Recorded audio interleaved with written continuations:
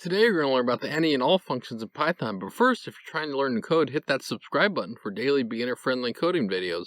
Any returns true if any item in your structure is truthy. All, on the other hand, returns true only if every item in your structure is truthy.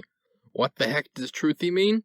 If you wrap the value in the bool constructor and it returns true, the value is truthy. The values that aren't truthy, meaning all other values are truthy, are false, none, 0, 0.0, the empty string, the empty list, the empty tuple, the empty set, and the empty dictionary. For the any example, this is just hammering home what the non-truthy values are. Any returns false here because not a single one of those values are truthy. For the all example, all of those numbers are truthy, so all returns true.